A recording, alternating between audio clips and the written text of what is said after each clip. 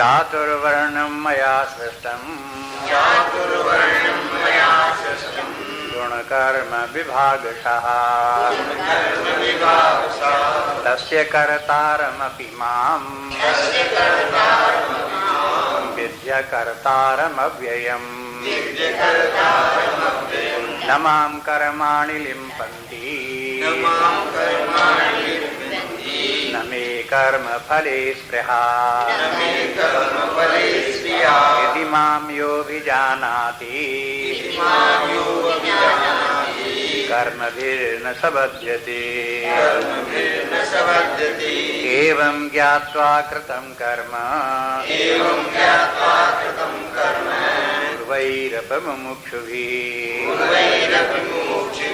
कुरु कर्मैव तस्मात् त्वं पूर्वतरं कृतम्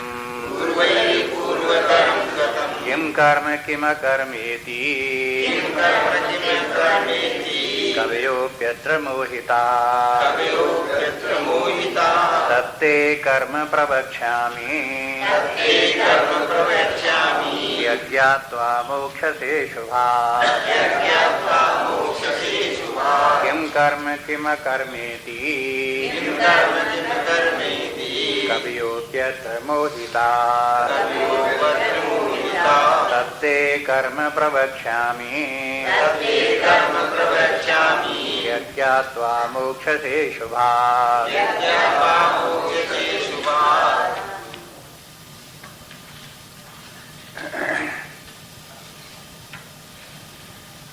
प्रतिपाद्य विषय ये है कि कर्म कैसे करना चाहिए। कर्म तो सभी को करने ही पड़ते हैं, लेकिन कर्म करने की एक विशेष कला है, वो सीखनी चाहिए। और इस प्रकार से कर्म करना चाहिए कि वो कर्म बंधनकारी न हो। बंधनकारी का तात्पर्य है कि उसके शुभाशुभ फलों से हम बाधित न हो, प्रभावित न हो। यह कर्म करने की कला है। निष्काम कर्म योग भी उसी की कला है। लेकिन ये कला व्यक्ति जो अधर्म के मार्ग पर चल रहे होंगे, अनैतिकता दुराचार के मार्ग पर चल रहे होंगे, झूठ फरेब के मार्ग पर चल रहे होंगे, उनसे ये कला सधेगी नहीं। इसलिए पहले उनके लिए तो बार बार कहते आते हैं कि अपने कर्तव्य कर्म को समझो, अपने धर्म को समझो और उसके मार्ग पर चलो। जब उस पर चल रहे हों, उनको चाहिए कि अपने कर्तव्य कर्म को ऐसे करें जिससे कि वो बंधनकारी न बने। इसके लिए बहुत बातें बताई हैं। पिछले अध्यायों में से दूसरे तीसरे अध्याय में बताते चले आ रहे हैं। सार में संक्षेप में ये ध्यान रखें कि कर्म के जो इंद्रिय भोग रूपी फल प्राप्त होते हैं उनमें आसक्ति नहीं होनी चाहिए, उनकी कामना नहीं होनी चाहिए, उन पर निर्भर नहीं रहना चाहिए।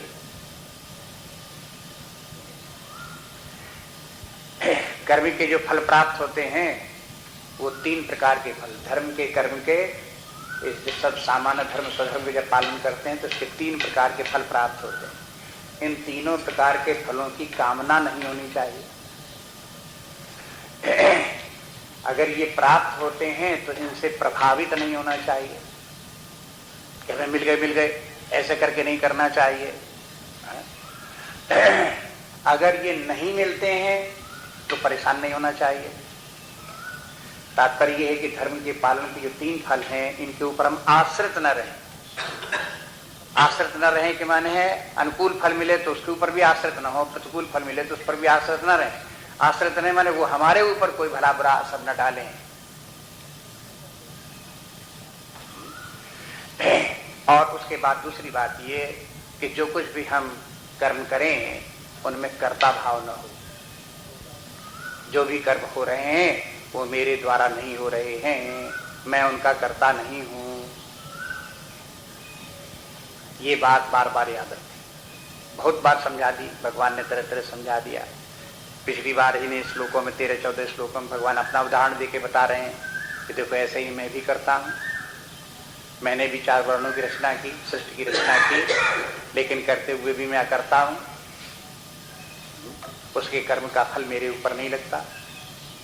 भगवान ने कह दिया कि न माम कर्माणि लिम्पन्ति, माने क्या होगा, मुझे कर्म का लेप नहीं लगता। कर्म का लेप लगने के माने कर्म बंधनकारी हैं, शुभाशुभ प्रभाव अपना डालते हैं, हम उनसे असंग रहते हैं, वो कर्म हमको लिप्त नहीं करते। अगर व्यक्ति थोड़ा ध्यान दे तो हर कर्म करने वाले व्यक्ति को तत्काल अनुभव हो जाएगा कि उसके कर्म का उसके ऊपर प्रभाव पड़ रहा है या नहीं पड़ रहा है। अपने वो मन को देखने का अगर अभ्यस्त हो जाए, इंट्रोस्पेक्शन करे, अंतर्दृष्टि व्यक्ति की हो, देखे अपनी मन की दशाएं क्या हो रही हैं, हम कर्म कर रहे हैं उसके साथ साथ मन में क्या उतार चढ़ाव आ रहे हैं, क्या अनुकूलता प्रतिकूलता आ रही है, अगर वो इसको देखे तो वो समझ जाएगा कि हमारा कर्म हमारे ऊपर कैसा प्रभाव डाल रहे हैं कि नहीं डाल रहे हैं, और डाल रहे हैं तो कैसा प्रभाव डाल रहे हैं। ये जो समस्या है कर्म की, इसको समझना चाहिए। और जब तक इसे समझेंगे नहीं तो व्यक्ति चाहे जितना चाहता रहे कि हम अशुभ से हमारा छुटकारा हो जाए, हम दुखों से छूट जाएं, हम बंधन से छूट जाएं, हो नहीं सकता, असंभव। इसलिए जो सत्य है, जो प्रकृति का नियम है, उसे स्वीकार करना पड़ेगा, उसी के अनुसार चलना पड़ेगा। 15वें अध्याय में कहते हैं कि जो तरीका हम बता रहे हैं कर्म करने का, कोई हमारी बात नहीं कि तुम कह दो ये तो भगवान है इसलिए ऐसा कर लेते हैं। भगवान कहते हैं पूर्व काल में ऐसे ही तुम्हारे पूर्वजों ने सबने ऐसे ही किया, जैसे उन्होंने किया उसको याद करो, समझो, वैसे तुम भी करो। मनुष्यों ने भी किया, कोई भगवान ने थोड़ा किया। भगवान तो करके दिखाते हैं लोगों को, जिससे कि उनको प्रेरणा मिले, समझ में आवे कि देखो ये इस प्रकार से किया जाता है। लेकिन अन्य लोग क्या है, उसी का अनुसरण करते हैं, इसीलिए कि भगवान ने बताया ऐसे करना चाहिए। तो उनकी श्रद्धा जिनकी भगवान में है, भगवान में जिनका विश्वास है, भगवान में जिनका प्रेम है, वे लोग भगवान की बात को मानते हैं, उनकी आज्ञा को मानते हैं और वैसे ही करने की कोशिश करते हैं।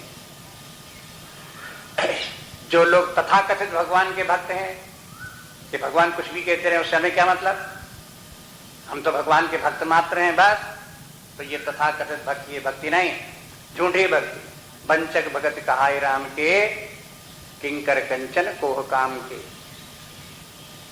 भक्त तो हैं काम क्रोध आदि के, और भक्त कहलाते हैं भगवान के।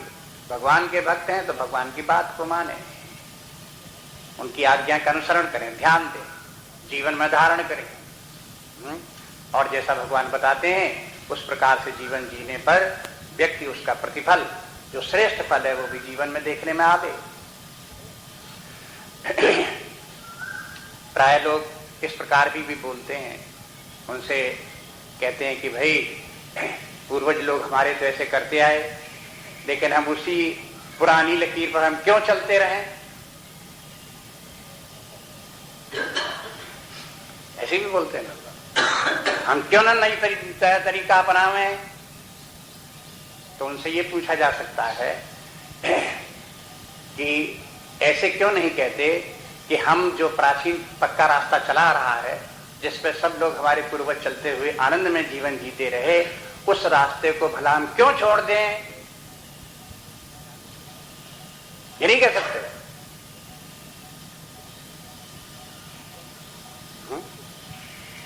अब व्यक्ति की बुद्धि जब निगेटिव टेंडेंसीज होती हैं, पूर्व जन्मों के पाप जागृत होते हैं, तब व्यक्ति ये कहता है कि जो पूर्वज लोग आनंद में जीवन जी रहे हैं, हम क्यों वैसे ही जीते रहे हैं, क्यों छोड़ दें। ये पापों का फल है, दुर्बुद्धि का फल है। सद्बुद्धि उत्पन्न हो तो ये कहेंगे कि यदि पूर्वज लोग हमारे इस प्रकार के ज्ञान के मार्ग पर चलते रहे, श्रेष्ठ आनंद में जीवन जीते रहे, तो क्यों ना हम उसी प्रकार से जीवन चलें, हम भी इसी प्रकार से जिए। ये पॉजिटिव एटीट्यूड है। पॉजिटिव एटीट्यूड अपने शुभ कर्मों का परिणाम है, नेगेटिव एटीट्यूड हमारे पापों का परिणाम है। इसलिए पाप और पुण्य क्या है, उनको भी तत्वता समझना चाहिए। उनका संबंध कर्म से है। इसलिए भगवान कहते हैं कि देखो हम तुमको बताएंगे कि कर्म क्या है। इस श्लोक को देखो, 16वां श्लोक जो है, इसका अर्थ किस प्रकार से है कि किम कर्म किम अकर्मेति, कि कर्म क्या है, किम अकर्मेति, अकर्म क्या है। कवियो पितृ मोहिता, जो बड़े बड़े विद्वान लोग हैं वो भी कंफ्यूजन में पड़ जाते हैं। मोहिता के माने मोह में पड़ जाते, माने कंफ्यूजन में पड़ जाते। और तत्ते कर्म प्रवक्ष्यामि, इसलिए हम तुमको कर्म बताते हैं कि कर्म क्या है। यज्ञात्वा मोक्ष से अशुभात, जिसको जान करके व्यक्ति अशुभ से मुक्त हो जाता है, छुटकारा पा जाता है। इसलिए अगर ये भी कोई कहे कि भाई हम कर्म के संबंध में इतना क्यों जाने, क्या कर्म या कर्म इसके पीछे हम क्यों पढ़े, क्या इनके संस्कार बनते हैं क्यों पढ़े, अगर नहीं पढ़ोगे, इनके मनमानी आचरण करोगे तो फिर अशुभ में पढ़ोगे। अशुभ एक शब्द एक पूरा दे दिया। अशुभ के माने है दुखों में पढ़ोगे, भय में पढ़ोगे, चिंता में पढ़ोगे, पुनर्जन्म के चक्र में पढ़ोगे, परेशानियों में पढ़ोगे, दुर्बलताओं में पढ़ोगे, कमजोर हो जाओगे, हिंसा आने लगेगी तुमको। ये सब अशुभ। इस अशुभ से छुटकारा कैसे हो, बोले कर्म सिद्धांत को समझो। कोई कहे हम सब समझते हैं, अरे समझते हैं क्या, भगवान कहते बड़े बड़े विद्वान नहीं समझते।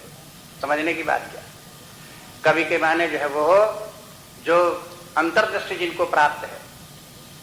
कवि के माने कविता लिखने वाले नहीं, हिंदी में तो आ गया कवि के माने कविता लिखने वाले।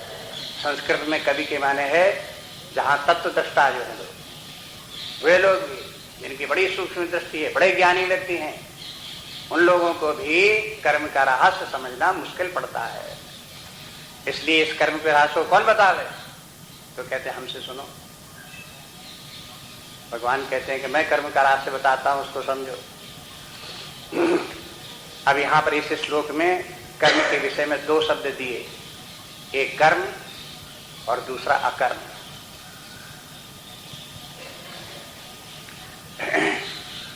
कि कर्म क्या है उसको भी समझो, अकर्म क्या है उसे भी समझो।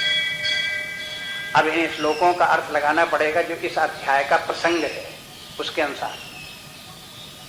इस अध्याय का प्रसंग है कर्ता भाव छोड़ करके कर्म करना, ज्ञान कर्म संन्यास योग। ज्ञान द्वारा कर्म संन्यास, कर्म संन्यास मैंने काम छोड़ देना नहीं, ऐसे ज्ञान में रहो कि ये लगे कि हम कुछ करते ही नहीं और काम बहुत हो।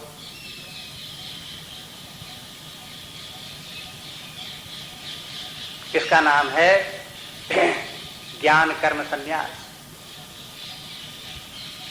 ये समझाने की कोशिश इसमें है।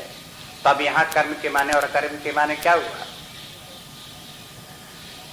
वैसे तो साधारण अर्थ में कर्म के माने है जब कोई व्यक्ति कुछ करता दिखाई देते तो कर्म है, और बैठा हो कुछ न कर रहा हो तो कह देते या कर्म हो गया, निठल्ला बैठा हुआ है। शरीर से कोई व्यक्ति काम करता दिखाई दे तो काम करता है, और शरीर से कोई काम करता नहीं दिखाई देता तो काम नहीं करता है।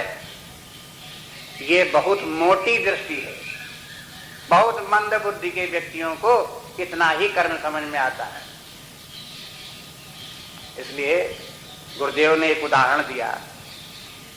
एक व्यक्ति, कहीं विदेश का कहानी है, वो एक तालाब के किनारे बैठा हुआ, सवेरे उसमें तालाब में कंकड़ियां फेंक रहा था।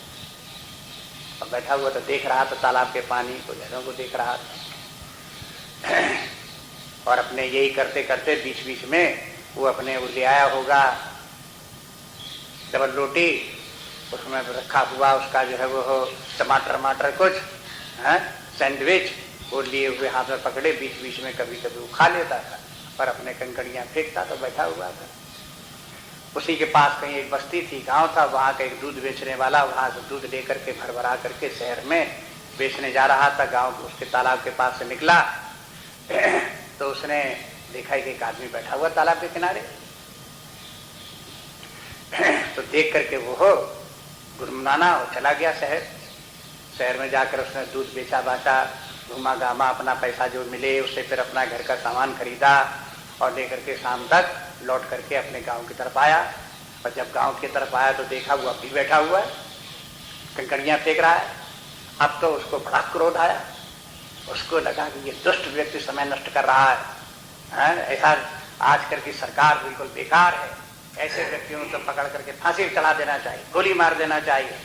जो देखो राष्ट्र की संपत्ति को खा रहे हैं, बैठे बैठे तालाब के किनारे कंकड़ियों से खेल रहे हैं, इस प्रकार से वो बड़बड़ाता रहा और कहा कि कोई दुनिया में है नहीं जो इनको शिक्षा देने वाला कोई हो यहाँ। इस प्रकार से बोल करके वो हो चिल्लाना चिल्लूना और चला गया गांव।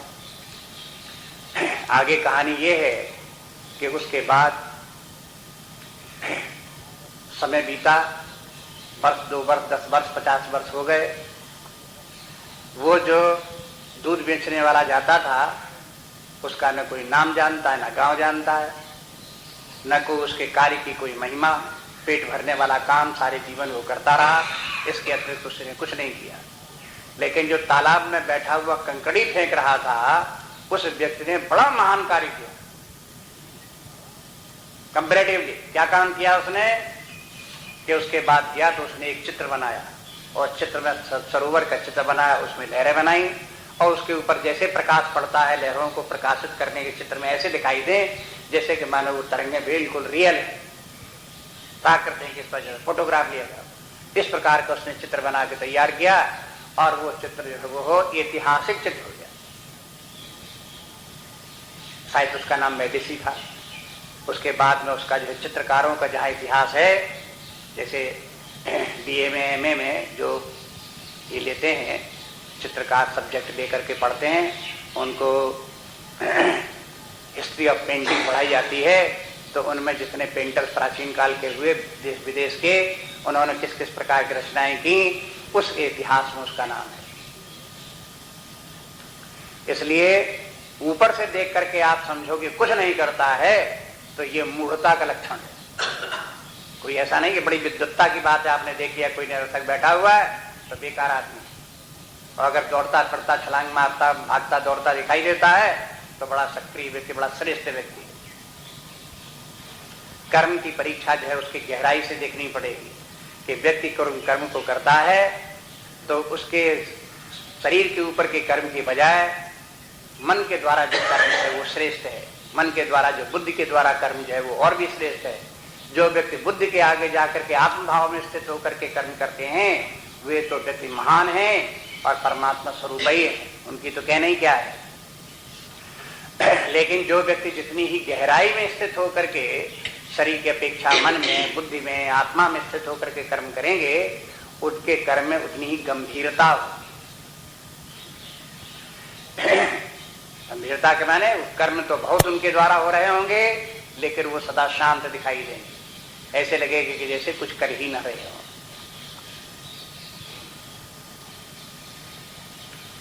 आप वैसे भी देखते हो संसार में इसके उदाहरण आपको कहीं भी मिल जाएंगे। एक फैक्ट्री है, उसमें जो लेबर है आप देखोगे सबसे ज्यादा काम मानो लेबर कर रहा है, लेकिन लेबर के ऊपर जो मेट होगा वो खड़े खड़े उससे काम लेगा, उनके साथ दौड़े धूबे नहीं, वो उतना वजन नहीं उठाएगा, खड़े खड़े काम लेगा, लेकिन वो डांटता रहेगा, फटकारता रहेगा, हुक्म देता रहेगा, हाय हाय करता रहेगा, ये तो सब करता रहेगा।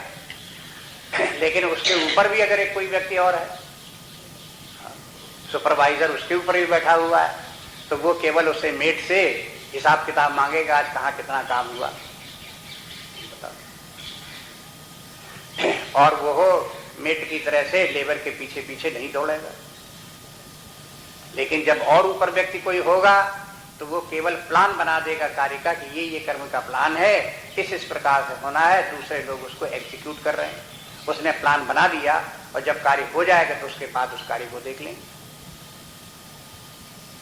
हो गया कि नहीं हो गया, सुचारू रूप से हो गया कि नहीं हो गया। अब बताओ सबसे ज्यादा कर्म कौन करता है?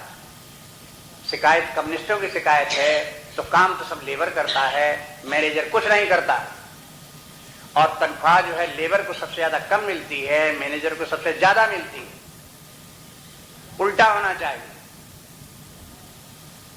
मैनेजर दिन भर बैठा रहता है, उसको तो 2% मिलना चाहिए, और लेबर ही सुबह शाम तक इतना काम करता है, उसको मैनेजर से 10 गुना पैसा मिलना चाहिए। लेकिन कहीं दुनिया में प्रैक्टिकल है?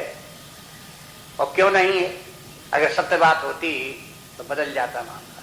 कम्युनिस्टों की मांग मान ली जाती, लेकिन नहीं मानी जा सकी। कम्युनिस्टों के कंट्रीज में जो मैनेजर बैठा रहता है उसको भी वो लेबर से 10 गुनी तनख्वाह देते हैं। बात क्या है? कर्म की गंभीरता है, कौन व्यक्ति किस स्तर पर कर्म कर रहा है, महत्व इस बात का है। इसलिए ऊपर ऊपर देख करके कर्म के तात्पर्य को नहीं समझा जा सकता कि कर्म क्या है, लेकिन ये तो उदाहरण संसारी बातों का है। भगवान कहते हैं कि इसके और आगे चलो, ये तो संसार का आप देख करके कोई भी जान सकते हो, शास्त्र तो वहां प्रमाण है जहां हमारी बुद्धि नहीं जाती। इस प्रकार के जितने भी कार्य हैं हम देखे थे संसार में, जो बुद्धि के स्तर पर रह करके काम करने वाले, जिनकी बुद्धि विशाल है, बड़े ज्ञानवान बुद्धिमान समझने वाले, वो अपने मन के ऊपर इंद्रियों रख करके शरीर के द्वारा बाह्य जगत में जब कार्य करते हैं तो शारीरिक कार्य कम होते हैं, लेकिन बौद्धिक कार्य ज्यादा होता है। बुद्धि की प्रेरणा, उसका कार्य बौद्धिक स्तर का कार्य अधिक होता है, लेकिन इसके आगे फिर गति नहीं संसार में। शास्त्र ये कहता है कि इसके आगे भी चलो, आत्मभाव में स्थित रह करके कार्य करो, तो बुद्धि से भी ज्यादा शक्तिशाली आत्मा है, उससे कहीं महान है। शरीर से शक्तिशाली मन है, मन से शक्तिशाली बुद्धि है, और बुद्धि से शक्तिशाली आत्मा है और श्रेष्ठ है। आप तीसरे अध्याय के अंत में आप देख चुके हो, चौथा अध्याय चल रहा है, उसको आप याद रखो, स्मरण रखो। सब से इंद्रियों से अर्थ माने विषयों से इंद्रियां श्रेष्ठ हैं, और इंद्रियों से श्रेष्ठ मन है, और मन से श्रेष्ठ बुद्धि है, और बुद्धि से परे वो बुद्धि से परे वह, एक से एक श्रेष्ठ बताते चले। अब इसके माने जो सर्वश्रेष्ठ आत्मा है, इस आत्मभाव में स्थित रह करके भी कर्म हो सकता है। अगर बुद्धि के स्तर पर रह करके श्रेष्ठ कर्म हो सकता है, तो बुद्धि से भी ज्यादा श्रेष्ठ आत्मा स्तर रह करके कर्म श्रेष्ठ होगा कि नहीं? करेक्ट, श्रेष्ठ होगा। इसलिए शरीर से ऊपर उठो, शास्त्र का कहना शरीर से ऊपर उठो, मन के स्तर पर आओ, बुद्धि के स्तर पर आओ, आत्मा के स्तर पर आओ। बहुत बार होता यह है कि हम लोग सबके बुद्धि होते हुए बुद्धि के स्तर का काम नहीं करते, शरीर के स्तर पर आ जाते। शरीर जो मांग करता, जो आदेश देता, बुद्धि उसे फॉलो करना पड़ता है। शरीर जो कहता है उसे मन उसे फॉलो करता है। ये उल्टा तरीका। शास्त्र ये कहते हैं कि बुद्धि को जागृत रखो, जो बुद्धि कहे वही मन माने, जो मन कहे वही शरीर माने। इस प्रकार से कार्य होना चाहिए।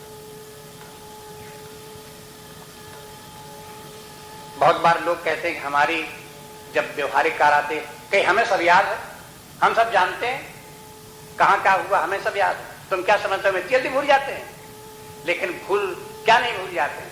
अगर कहीं किसी से डांट फटकार हो जाए, कहीं की इज्जत बेइज्जत हो जाए, तो याद रहेगा। 1 2 10 दिन नहीं, 10 बरस याद रहेगा, जिंदगी भर याद रहेगा। लेकिन अगर कहेंगे निष्काम कर्म योग क्या है, आत्मभाव में स्थित रह करके कार्य करो, तो याद नहीं रहेगा। 5 मिनट भूल जाएंगे। कहते हैं आपको तो बड़ा याद रहता, कैसे भूल गए? आत्मभाव में स्थित रह के कर्म करने की बात याद नहीं रहती। बस यही दुर्बलता व्यक्ति की। वो समझता मुझे याद रहता, वो कुछ याद याद नहीं रहता। उसको तो वो चूंकि किसी ने कुछ बात कह दी, तो उसके हृदय पे उसका इतना हृदय मन बुद्धि इतने कमजोर थे कि उससे घायल हो गए, तो ब्लीडिंग हो रही है, इसलिए बेचारा याद कर रहा है, उसको तकलीफ दे रहा है। किसी को अपने मन बुद्धि की ब्लीडिंग याद आती रहे, तो ये कोई बहुत महानता की बात नहीं है, श्रेष्ठता की बात नहीं है।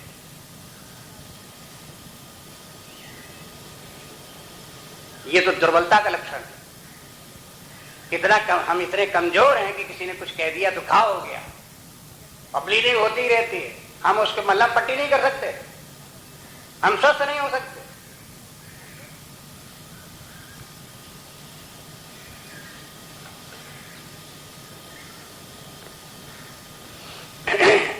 इसलिए देखो कि कर्म क्या है, जीवन जीने का तरीका क्या है, इसको ध्यान।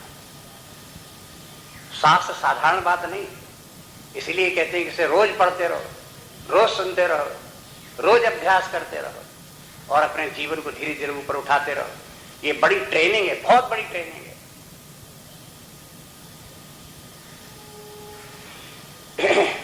यहां जो है ये है कर्म और अकर्म का जो भगवान कहना चाहते हैं वो संकेत इस बात का है कि कर्म के माने है जगत और अकर्म के माने है ब्रह्म।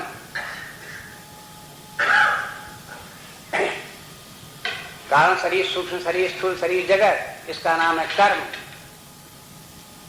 और इसके ऊपर विद्यमान आत्मा परमात्मा, इसका नाम है अकर्म। इस बात को समझना आसान बात नहीं है कि कर्म का क्षेत्र क्या है, कर्म कहाँ हो रहे हैं और कर्म कहाँ नहीं हो रहे हैं। अकर्म के माने आत्मा परमात्मा जो है अकर्ता है, वहां न कर्म प्रवेश करता है, न कर्म होता है, और न कहीं कर्म का कोई बंधन है, न कहीं कर्म का कोई परिणाम है। कर्म के एरिना से बाहर ये आत्म तत्व और परमात्म तत्व है। जहां ये मायाकृत नाम रूपात्मक जगत का विस्तार हुआ, बस इसी के अंदर कर्म है। जगत में प्रतिक्षण परिवर्तन है, परिवर्तन के साथ कर्म है, कर्म और परिवर्तन दोनों पर्यायवाची।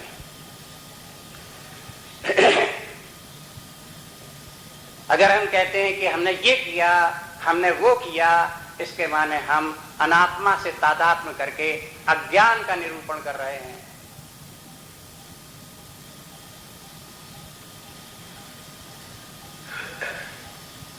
अपने मुंह से अपने अज्ञान की घोषणा कर रहे हैं कि मैंने ये किया, मैंने वो किया।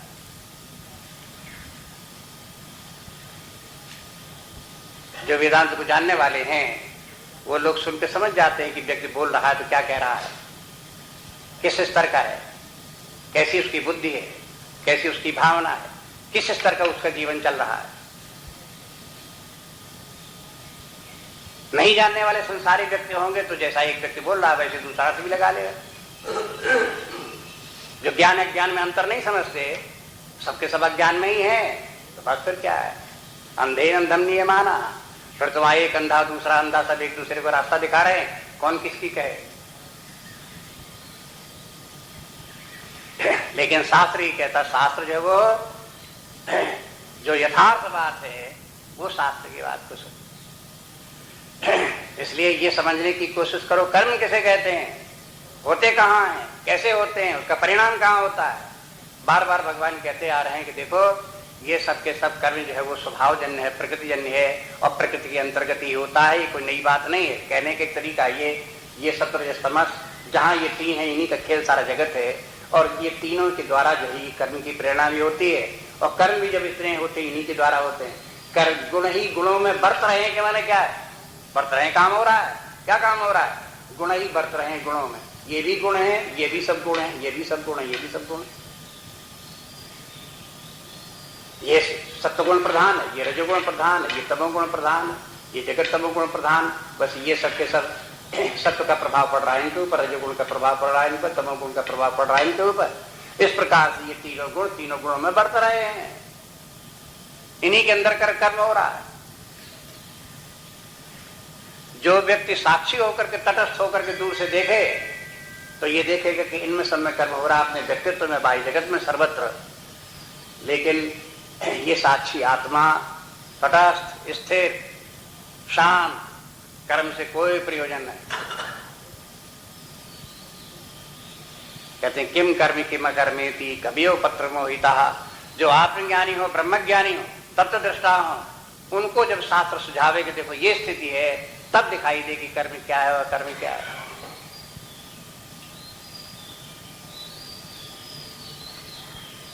एक बात यहां और समझ लेनी चाहिए प्रसंगानुकूल, पहले भी बता चुके, फिर याद रखें। अगले श्लोक में भगवान बताते हैं उसको ये कि एक विकर्म भी है, एक कर्म है और एक विकर्म है। उसका विकर्म की चर्चा इस श्लोक में नहीं है, लेकिन विकर्म की को भी जानना चाहिए, वो प्रासंगिक है, इसलिए आगे के श्लोक बता देते हैं वो भी। लेकिन मुख्य बात यही है कि मोक्ष से अशुभात, जब तक व्यक्ति को ये नहीं समझ में आता कि आत्मा परमात्मा क्या है और ये अनात्मा रूपी शरीर, प्राण, मन, बुद्धि ये सब प्रकृतिजन्य है, और इनका विभाजन ठीक ठीक स्पष्ट रूप से व्यक्ति को समझ में नहीं आता है, तब तक वो अशुभ से छुटकारा नहीं हो सकता।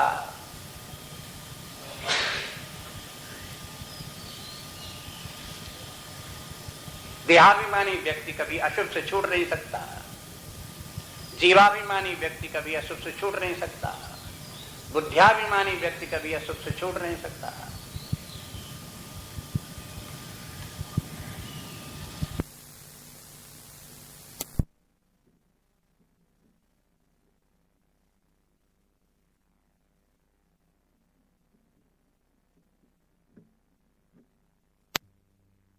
कर्मणा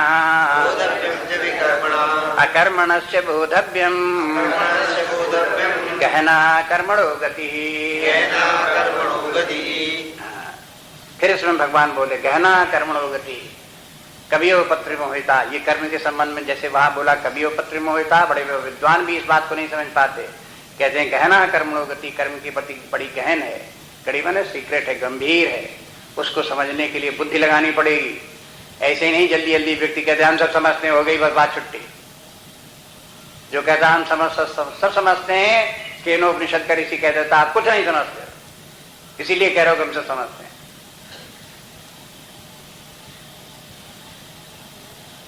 ये तो ऋषि लोग स्पष्ट बात ही बिल्कुल है, किसी से डरने की बात नहीं।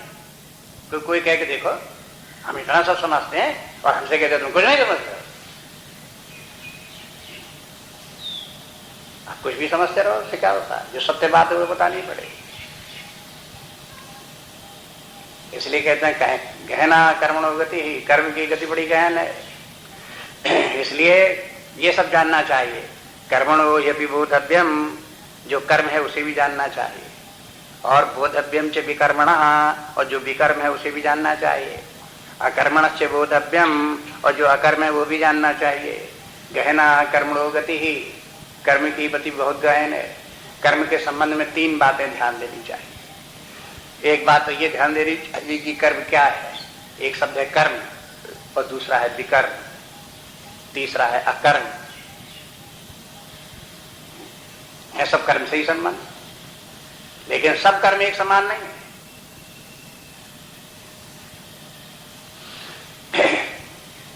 जितने भी प्रकार के कर्म हैं उन सब कर्मों के पीछे कर्म किस भावना से किया जाता है, किस ज्ञान से किया जाता है, किस अज्ञान से किया जाता है, वो प्रधान है, कर्म प्रधान नहीं। ऊपरी ऊपरी कर्म दिखाई देने वाला, प्राय व्यक्ति ऊपरी ऊपरी कर्मों को भेद करते हैं, इसने ऐसा किया, इसने ऐसा किया, इसने ऐसा किया, लेकिन कर्म के हर कर्म के पीछे व्यक्ति के करने की एक भावना है। जो उस भावना को नहीं समझ सकता तो ऊपरी ऊपरी कर्मों को देख करके जो अंतर्कथा कंफ्यूजन में रहेगा। अगर एक कर्म है कि मानो एक चाकू है और एक पेट है, और चाकू पेट में मारा जाता है और पेट चीर दिया जाता है, घाव कर दिया जाता है, तो बताओ ये शुभ कर्म है कि अशुभ कर्म है? ऐसा करना चाहिए कि नहीं करना चाहिए?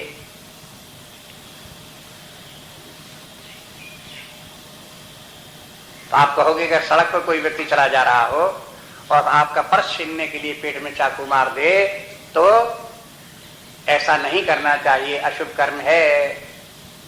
वही कर्म अगर जहां पर ऑपरेशन थिएटर है उसमें एक डॉक्टर किसी के पेट के रोग का निवारण करने के लिए ऑपरेशन करता है, तो ऐसा ये भी नहीं करना चाहिए, ऐसा करना चाहिए। ये शुभ कर्म। ऊपरी ऊपरी कर्म तो दोनों एक से है। एक शुभ क्यों है, एक अशुभ क्यों है? बताओ किसी व्यक्ति को गोली मारना चाहिए कि नहीं मारना चाहिए? बताओ ये शुभ कर्म है, हत्या है कि पुण्य है, क्या है? तो आप कहोगे कि अपने स्वार्थ के लिए डाका डालते हुए किसी के धन छीनने के लिए गोली मार दोगे, तो यह है पाप कर्म है, अनैतिक कर्म है, सरकारी नियम जो है, कानून है, उसके खिलाफ है। लेकिन यही काम बॉर्डर पर खड़े हुए मिलिट्री के लोग बंदूक लिए, उनको आदेश दिया जाता करो, और फटाफट गोली मारते हैं, यानी कितने लोग मर जाते हैं। क्या वो भी ऐसे ही कर्म है? नहीं करना चाहिए।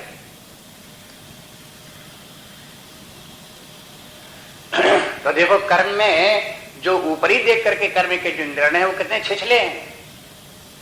उसके पीछे कर्म की जो भावना है उस भावना को समझना चाहिए।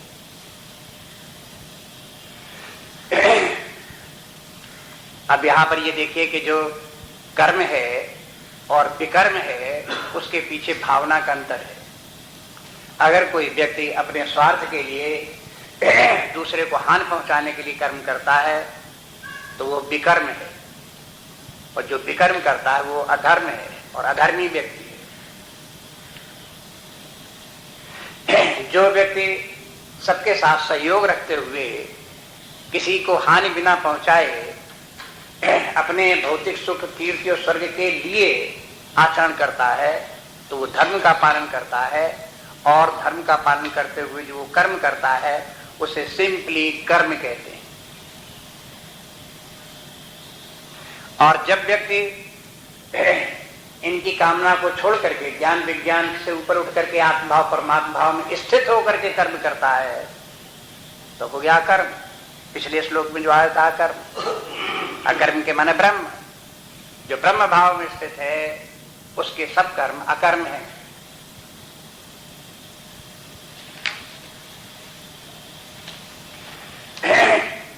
अब इसमें सबसे निम्न कोटि का जो है वो विकर्म है, उससे श्रेष्ठ कर्म है, और कर्म से श्रेष्ठ अकर्म है। अकर्म शब्द जो है वो यहाँ पर भगवान ने प्रयोग किया। वैसे वेदांत में उसके स्थान में नैष्कर्म शब्द प्रयोग करते हैं। नैष्कर्म, जो आत्मज्ञानी ब्रह्मज्ञानी है उनको नैष्कर्म सिद्धि हो जाती है। नैष्कर्म सिद्धि है, सिद्धि माने आत्मज्ञान की अवस्था विशेष है। वहां नैष्कर्म के माने कर्म करते हुए भी कुछ भी नहीं करते। उनके समग्र व्यक्तित्व से कारण सूक्ष्म शरीर, मन, बुद्धि, प्राण आदि शरीर आदि के द्वारा समस्त कर्म जगत में हो रहा है, लेकिन वो फिर भी कुछ नहीं कर रहा। ये नैष्कर्म अवस्था है।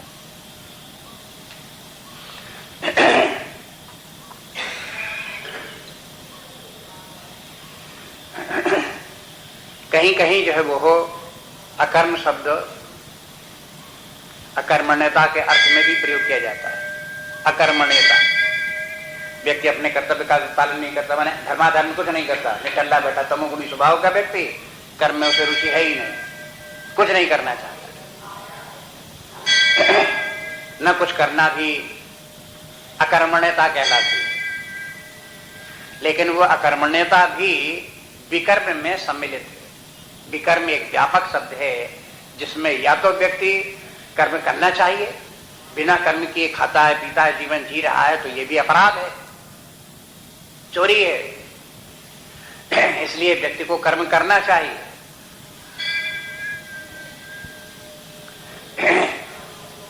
और दूसरी बात यह है कि कर्म करते हुए भी अगर वो दूसरों को हानि पहुंचा करके अपना लाभ उठाता है तो ये भी विकर्म है। विकर्म दो प्रकार का, न कुछ करते हुए पराश्रित रह करके, दूसरे के सिर पर रह करके अपने जीविका चलाना अधर्म, या दूसरे को हानि पहुंचा करके, उसका छीन करके, चोरी के, डाका डाल करके, आपराधिक कर्म के द्वारा अपनी जीविका चलाना, ये भी विकर्म, दोनों ही विकर्म।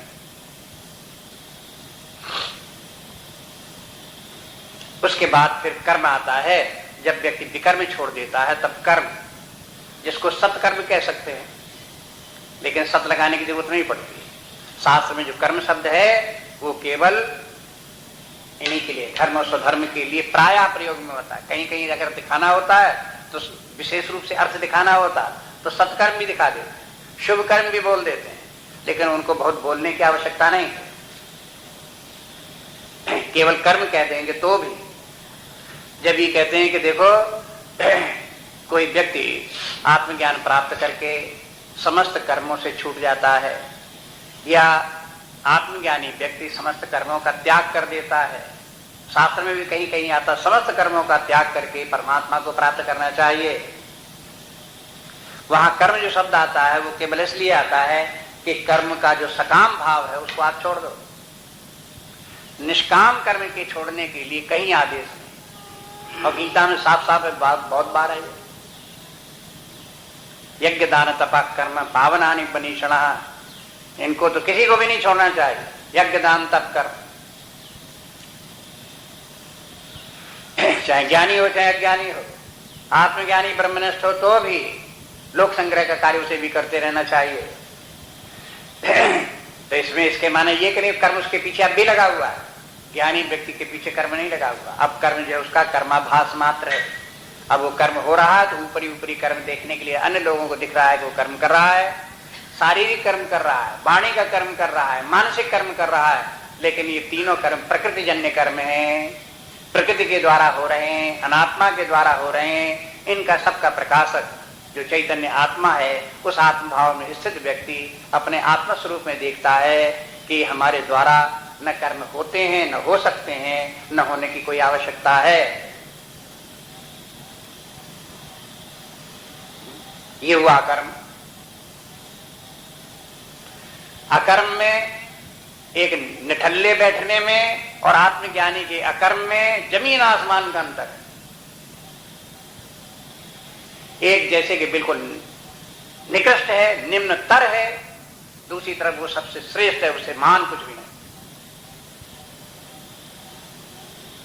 दोनों पोल अपार्ट, जैसे अंग्रेजी में कहते हैं नॉर्थ पोल साउथ पोल, एक दूसरे से बिल्कुल अंतिम सिरे पर हैं। इसी प्रकार से यह ज्ञानियों का कर्म बिल्कुल एक श्रेष्ठता के पल्ले तरह का एकदम एक सिरे पर है, और दूसरी तरफ अज्ञानी व्यक्तियों का, तमोगुणी व्यक्तियों का जो अकर्म है, जो देहाभिमान में रह करके शारीरिक सुख समझ करके उसके लिए कर्म नहीं करते, ऐसे निकृष्टतम व्यक्ति हैं, इनसे निकृष्ट कोई हो नहीं सकता।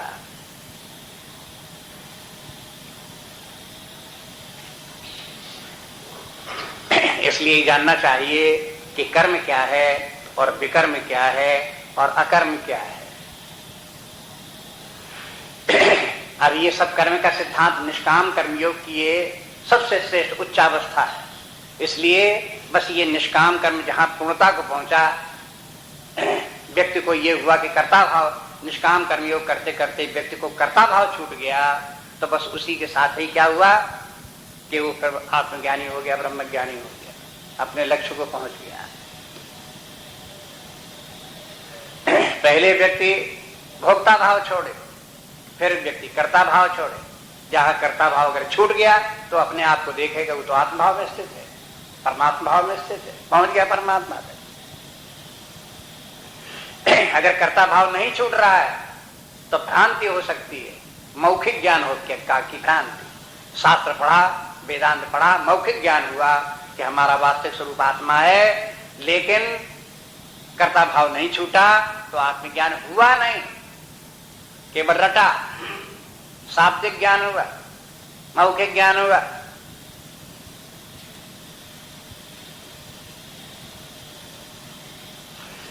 इसलिए यहां पर जो बता रहे हैं इस बात को, कर्म के सिद्धांत को ठीक ठीक समझना आवश्यक है। कभी कभी लोग कहते हैं कि हमें इन सब बातों से क्या करना, हमें तो भगवान की भक्ति चाहिए, हमें तो परमात्मा का ज्ञान चाहिए, हमें इन बातों से क्या करना। शास्त्र ये कहता है कि यही बातें साधन है जिनके के द्वारा उस पद पर आप पहुंचोगे। अगर इनकी आप उपेक्षा करते रहे तो मनमानी ढंग से आप वहां नहीं पहुंच सकते। आपको अगर हम शास्त्र पढ़ लेंगे, वेदांत सीख लेंगे, पहुंच जाएंगे वहां तक, नहीं पहुंच सकते वहां तक।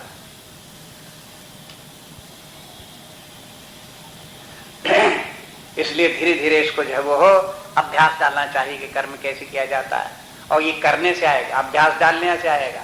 अपने मन को बराबर साधना पड़ेगा, बुद्धि को सदा सजग रखना पड़ेगा, और चित्त वृत्तियों को सदा आत्मभाव में स्थापित रखना पड़ेगा।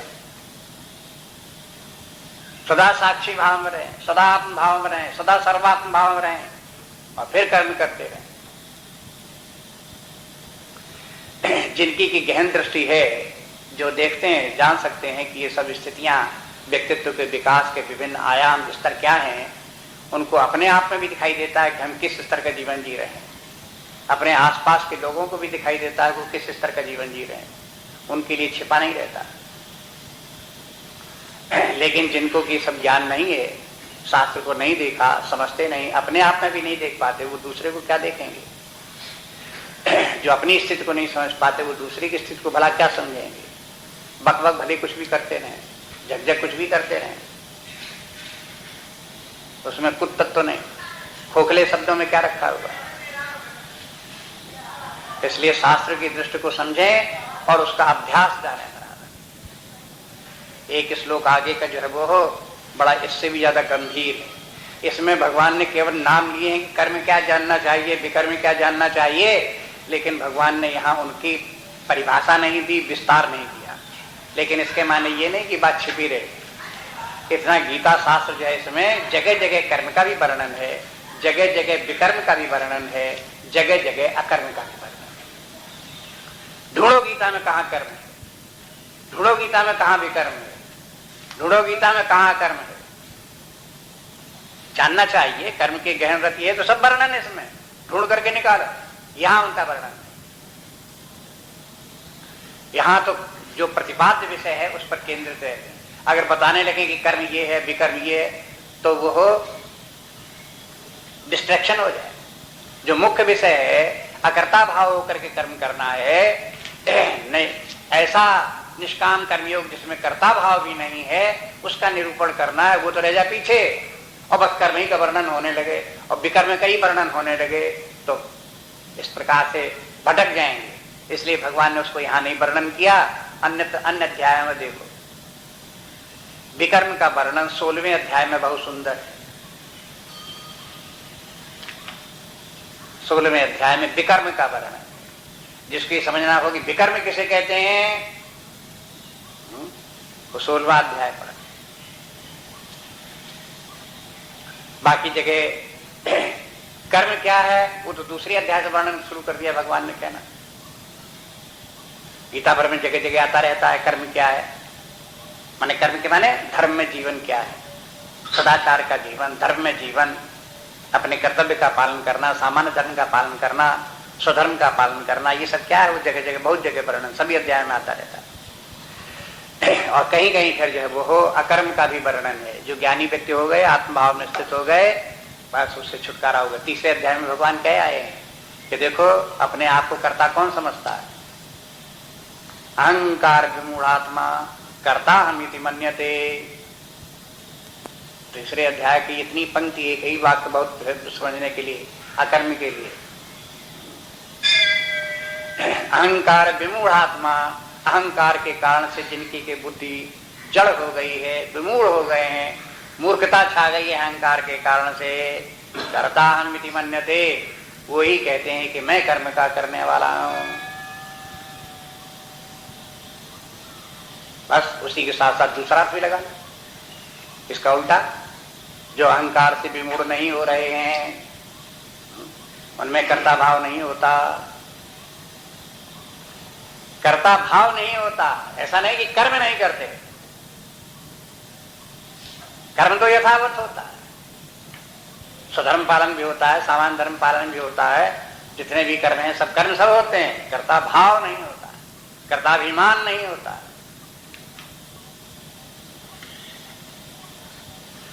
इसलिए इस बात को समझना चाहिए। देखिए अगला श्लोक भी देख लेते हैं, इसको भी समझने की धीरे धीरे कोशिश करें। कर्मणि अकर्म यः पश्येत् अकर्मणि च कर्म यः स बुद्धिमान् मनुष्येषु स युक्तः कृत्स्न कर्म कृत। कर्मणि अकर्म यः पश्येत् अकर्मणि च कर्म यः स बुद्धिमान् मनुष्येषु स युक्तः कृत्स्न कर्म कृत। कर्मणि अकर्म यः पश्येत्, जो जिसको ये दिखाई देता है कि कर्म में भी अकर्म दिखाई देता है, जो देखता है ऐसा, और अकर्मणि च कर्म यः, और जो अकर्म में भी कर्म को देखता है,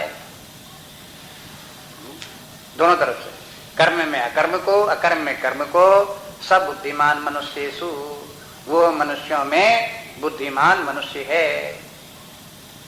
और सयुक्ता, युक्ता शब्द के माने क्या है, ये पारिभाषिक शब्द बार बार आता रहता है। युक्ता के माने वो परफेक्ट निष्काम कर्मयोगी है। सयुक्ता कृष्ण कर्म कृत, कृष्ण माने संपूर्ण कर्म कृत, करते हुए भी, संपूर्ण कर्म करते हुए भी वो निष्काम कर्मयोगी है। माने ये प्रशंसा है, माने उसको जो कर्म निष्काम कर्मयोग का जो पूर्णता जहां पहुंच जाती है, पूरा निष्काम कर्मयोगी जो व्यक्ति हो जाता है, उसका क्या स्वरूप है उसको भगवान ने यहाँ बता दिया लेकिन पहली पंक्ति जो है वो कंफ्यूजिंग है, जल्दी समझ में नहीं आती। समझा देने पर भी समझ में नहीं आती। समझा भी दें तो उसके बाद में कहेंगे कि हाँ सब ठीक है, लेकिन अभी समझ में नहीं आया, लेकिन अभी समझ में नहीं आया। बस ये है कि जो कर्म में अकर्म को देखता है, कर्म तो हो रहे हैं लेकिन ये कर्म होते हुए भी देखता है कि कर्म कुछ नहीं हो रहे हैं, और नहीं कर्म हो रहा है तो उसमें भी देखता है कि कर्म कुछ नहीं हो रहा है लेकिन फिर भी कर्म हो रहा है। कहीं कहीं इसी प्रकार से गीता में रहस्यात्मक वाक्यों की रचना है, रहस्यमय वाक्य, जिनको समझने के लिए व्यक्ति को बुद्धि लगानी पड़ती है या आचार्यों का आश्रय लेना पड़ता है। जिसके रहस्य को जानने वाले उनकी शरण में जाओ, तब वो एक्सप्लेन करे, तब पता चले। अपने मन से इसके अर्थ को समझ नहीं आए, चाहे संस्कृत से हिंदी बना दो, चाहे अंग्रेजी बना दो, चाहे कहीं ट्रांसलेशन कर दो, कुछ भी कर दो, लेकिन समझ में नहीं आया। कोई ऐसा नहीं संस्कृत में इसलिए नहीं समझ में आया, जहां अनुवाद कर दो इस भाषा में तो भी नहीं समझ में आया। हिंदी में अनुवाद का एक कर ही दिया। जो कर्म में अकर्म को, अकर्म में कर्म को देखता है वो यथार्थ में देखता है, और वो सब कर्म करते हुए भी कर्म के बंधन में नहीं है, निष्काम कर्मयोगी है, और वही बुद्धिमान है। अब बुद्धिमान शब्द कहकर के भगवान ने जो अभी श्लोक आपको सुना रहे थे तीसरे अध्याय का, उसका माने एक विपरीत दूसरा पक्ष दे दिया। अहंकार विमूढ़ात्मा कर्ता हमिति मन्यते, एक तो बात ये हुई, और उसका उल्टा सब बुद्धिमान मनुष्येषु सयुक्ता कृष्ण कर्म कृत, उसकी उल्टी स्थिति है। अहंकार विमूढ़ात्मा है तो विमूढ़ात्मा है, और वो कर्म के बंधन में बनता है और अशुभ में पड़ता है। और दूसरी तरफ ये है बुद्धिमान मनुष्य ये है जिसको कि कर्म का अहंकार नहीं, कर्ता भाव नहीं, उससे छुटकारा जिसका कि हो गया और फिर भी कर्म करता हुआ रहता है, ऐसा व्यक्ति निष्काम कर्मयोगी है और अशुभ से छूट गया। यहां ये जो पद दिया ये बड़ा सार्थक है, बड़ा प्रभावशाली। कृष्ण कर्म कृत, संपूर्ण कर्मों को करते हुए भी निष्काम कर्मयोगी है और बुद्धिमान है। इसके माने ये है कि स्वरूपतः कर्म के छोड़ने से कुछ लाभ होने वाला नहीं है। स्वरूपतः कर्म के छोड़ने, ऊपर से हाथ पैरों से, प्राण से, मन बुद्धि से काम छोड़ दिए तो इस प्रकार से काम छोड़ देने से कोई सिद्धि होने वाली नहीं, कोई आध्यात्मिक विकास होने वाला नहीं। जितनी भी साधना होगी, जितना भी विकास होगा, कर्म के ही द्वारा होगा। कर्म तो करते ही रहना है, लेकिन कर्म करना किस प्रकार से है उससे होगा। कर्म के फलाशक्ति के त्याग करने से और विकास होगा, कर्म में कर्ता भाव छोड़ देने से और विकास होगा। यह आध्यात्मिक साधना के विकास क्रम है। लेकिन उसमें कहीं कर्म का त्याग बिल्कुल छोड़ करके बैठ जाना तो वो तो साधना नहीं, बिल्कुल अधोगति की तरफ जाना है, पता न होना है। इसलिए जो नहीं कर्म कर रहे हैं समझते हैं कि स्वरूपतः कर्म का त्याग कर देना बड़ा श्रेष्ठ है, वो महामूर्ख हैं। लेकिन जो कर्म कर रहे हैं, अपने कर्तव्य कर्म पर लगे हुए हैं, शास्त्र कहता है, भगवान ही कहते हैं कि उनसे भले जरूर हैं, ठीक जरूर हैं, लेकिन इनको और आगे बढ़ना चाहिए। अभी ये इनका आध्यात्मिक विकास हुआ नहीं है। इनको चाहिए कि कर्म के फल का त्याग करें, शुभाशुभ कर्म का फल जो कुछ भी आता है उसको सहन करने का अभ्यास हो, उससे प्रभावित ना हो, और फिर उनको और आगे बढ़ करके कर्म करते रहते हुए भी कर्ता भाव का भी छूट जाना चाहिए कि हम कुछ कर रहे हैं, उससे भी उनका छुटकारा हो जाना चाहिए। इस प्रकार से अपने आप का विकास करते जाएं आगे। ऐसे लोग फिर जब जितना ही आगे आध्यात्मिक विकास होगा, वो व्यक्ति उतना ही अधिक बुद्धिमान है। सब बुद्धिमान मनुष्यों से, बुद्धिमान मनुष्यों में बुद्धिमान सबसे अधिक बुद्धिमान कौन है? हा? जो इस प्रकार से न भोक्ता भाव रखता है, न कर्ता भाव रखता है, न जीव भाव से जुड़ गया, आत्म भाव में आ गया, आत्मा परमात्मा में एकत्व करके स्थित है, ऐसा व्यक्ति सबसे अधिक बुद्धिमान व्यक्ति है। अब ये कर्म में अकर्म को देखना क्या है, ये तो रहेगी बात। अकर्म में कर्म को देखने का तात्पर्य क्या है? इसको इस प्रकार से देख लें कि एक है कर्म में प्रवृत्त होना और एक है कर्म में प्रवृत्त न होना। ये ये सब तो कर्म में प्रवृत्त रहते ही रहते हैं। ये तीनों गुण इनके द्वारा कर्म संचालित होता ही रहता है। चाहे सत्वगुणी हो तो सत्वगुणी कर्म होंगे, रजोगुणी कर्म होंगे, तमोगुणी कर्म, इन तीनों के द्वारा कर्म होंगे ही होंगे। एक क्षण भी व्यक्ति बिना कर्म किए नहीं रह सकता। अगर कोई तमोगुणी व्यक्ति लोग न कुछ कर रहा होगा तो न कुछ करना रूपी कर्म कर रहा होगा, आलस्य प्रमाद रूपी कर्म कर रहा होगा। ये सब व्यक्ति को कर्म तो तीनों प्रकृति के द्वारा होते ही होते रहते हैं। इनके द्वारा मन बुद्धि कार्य करते रहते हैं, प्राण शरीर कार्य करते रहते हैं। और संसार में प्रकृति, यहाँ तक कि जड़ प्रकृति में भी कर्म हो रहा है। सूर्य का उदय अस्त इत्यादि हो रहा है, पृथ्वी घूम रही है, ऋतुएं बदल रही हैं, आ जा रही हैं, इनमें भी इस प्रकार का कर्म हो रहा है। ये तो होता ही रहेगा। शरीर जब चल रहा है, जीवन है तो चल रहा है, सारी प्रकृति कार्य कर रही, शरीर न भी हो, पंच महाभूत मिल जाए तो भी कर्म पहले से चला रहा, फिर भी चलता रहेगा प्रकृति में। ये जगत कर्म स्वरूप ही है, इसमें कर्म होता ही रहेगा। अब लेकिन बात जो व्यक्ति इन सबसे ऊपर उठ करके एक आत्म तत्व चेतन आत्मा और है, जिस चेतना के प्रकाश में समस्त कर्म होते हैं, उस आत्मा में कर्म नहीं होते। ये तो एक बात साफ है, पहले बात आ चुकी पिछले श्लोकों में, उसी बात को भगवान ने ये कहा। लेकिन व्यक्ति ये है, व्यक्ति के साथ तो ये वो आत्मा स्वरूप भी है और अभी उसके कारण शरीर, सूक्ष्म शरीर, स्थूल शरीर विद्यमान भी है, उनमें रह करके जीवन चल भी रहा है। तो उसको ये देखना पड़ेगा कि एक और अनात्मा में कर्म हो रहे हैं और दूसरी तरफ आत्मा अकर्ता भी है। तो क्या देखता है कि कर्म में अकर्म को देख रहा है।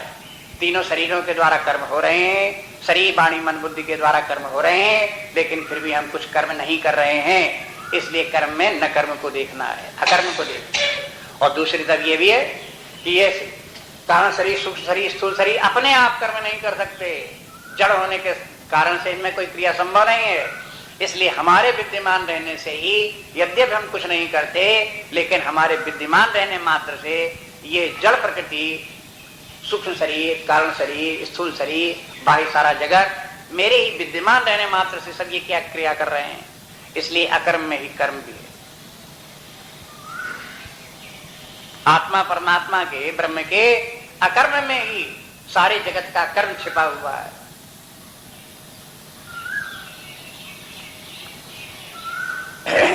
इसलिए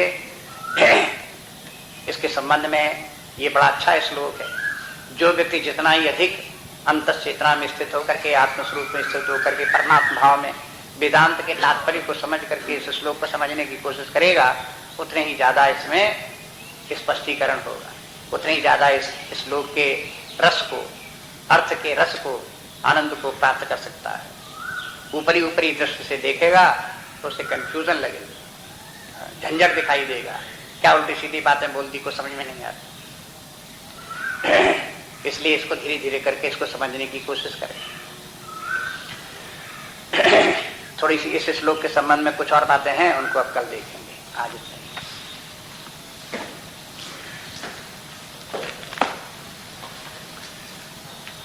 नान्या स्पृहा रघुपते हृदय स्मदीये, सत्यं वदामि च भवान् अखिल अन्तरात्मा, भक्तिं प्रयच्छ रघुपुङ्गवनिर्भरां मे, कामादिदोषरहितं कुरु मानसं च। श्रीराम जय राम जय जय राम, श्रीराम जय राम जय जय राम, श्रीराम जय राम जय जय राम, श्रीराम जय राम जय जय राम, श्रीराम जय राम जय जय राम, श्रीराम जय राम जय जय राम, श्रीराम जय राम जय जय राम, श्रीराम जय राम जय जय राम, श्रीराम जय राम जय जय राम, श्रीराम जय राम जय जय राम, श्रीराम